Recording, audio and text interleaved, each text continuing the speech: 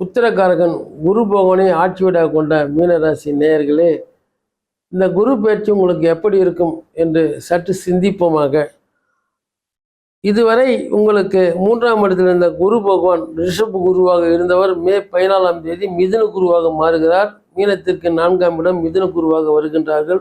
எனவே அந்த இடம் மேலும் மேலும் அக்டோபர் 18ஆம் தேதி முதல் அதிசாரமாக மிதுனத்திலிருந்து அதிசாரம் பெற்ற குரு பகவான் கடகத்திற்கு வருகிறார்கள். மீனத்திலிருந்து கடகம் 5ஆம் இடம் குரு பகவான் உச்சம் பெறக்கூடிய இடம் ஆகியால் அது ஒரு குரு பலனாக, குரு பயிற்சியின் சிறந்த பலனாக அந்த 40 நாட்களுக்கு அக்டோபர் 18லேருந்து பார்த்தீங்கன்னா ரொம்ப சிறப்பான ஒரு 40 நாட்கள் இந்த மீன ராசிக்கு அது ஒரு குரு பலம் பெற்ற ஒரு இடமாக கருதப்படுகிறது. ஏனென்றால் அந்த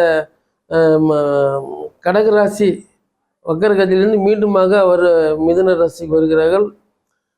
மீனராசியே ஜலராசி தான், அங்கு இருக்கின்ற கடகராசியும் ஜலராசி தான்.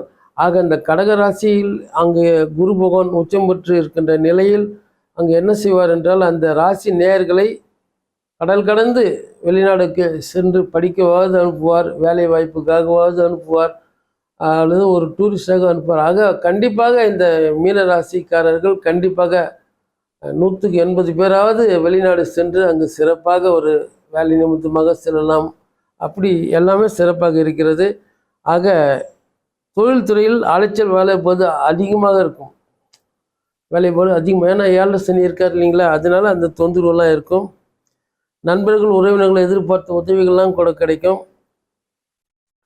ஆக இந்த கவர்மெண்ட் ஜாபில் இருக்கிறவங்களுக்கு உத்தியோகஸ்தர்களுக்கு பதவி உயர்வு கிடைக்கும். வெளிநாடு செல்லும் யோகம்லாம் நிறைய இருக்குது. குரு பலன் இல்லாட்டால் கூட உங்களுக்கு கண்டிப்பாக குரு பலன் தான் அந்த 40 நாள் கல்யாணம் ஆகாதவங்களாம் நிறைய பேர் கல்யாணம் ஆகும். வக்கர கஜா போகிறாரு, மீண்டும் அதிசாரமாக அங்கே நிற்கிறார். இதெல்லாம் ரொம்ப சிறப்பான இருக்குது. தாயின் ஆரோக்கியத்தில் பார்க்கணும். பூர்வ புண்ணிய சொத்துக்கள் கிடைக்காதவங்களுக்கு ஒரு சிலருக்கு அந்த சொத்துக்கள் கிடைக்கிறதுக்கான வாய்ப்புகள் நிறைய இருக்குது. கண்டிப்பாக உங்களுக்கு எல்லா வகையிலும் முன்னேற்றம். திருமணம் ஆகாதவர்களுக்கு திருமணம் கடையேறி வரும். முயற்சி இல்லாதவர்களுக்கு முயற்சியோடு கூடிய தொழில் வளம் மற்றும் எல்லாமே சிறப்பாக இருக்கிறது. நண்பர்கள் உறவினர்கள் மூலமாக உதவிகள் இந்த ராசிக்காரர்களுக்கு கண்டிப்பாக இல்லம் தேடி வரும். அது உள்ளத்தில் பல மகிழ்ச்சியை உண்டாக்கும். இப்படியாக அந்த நிலையில் இருக்கின்ற காரணத்தினால் இந்த 7.5 சனிக்காரர்கள், மீன ராசிக்காரர்கள் இவர்கள் கண்டிப்பாக அந்த ஆலய தரிசனங்களை செய்வது சிறப்பாக இருக்கும். மேலும் பார்த்தால் இவர்கள் அந்த திருநள்ளாறு தான் நம்ம வழக்கமாக இதுதான் சொல்ல முடியும். திருநள்ளாறு செல்வதை காட்டிலும் நீங்கள் அந்த உடல் ஊனமுற்றவர்கள், அங்கவீனமானவர்கள் இவர்களுக்கு நீங்கள் உதவிகள் செய்தாலே சனீஸ்வர பகவான் மகிழ்ச்சி அடைவார்கள். அந்த அளவில் நீங்கள் இது செய்து வரலாம். உடல் ஊனமுற்றவர்கள் கண்டிப்பாக உதவி செய்யுங்கள். ஆலயத்துக்கு தருவது போன்று அவர்களுக்கும் நீங்கள் செய்யலாம்.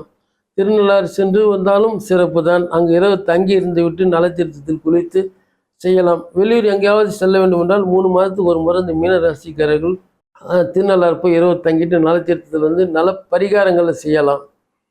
ஆக இதெல்லாம் ரொம்ப சிறப்பாக இருக்கிறது.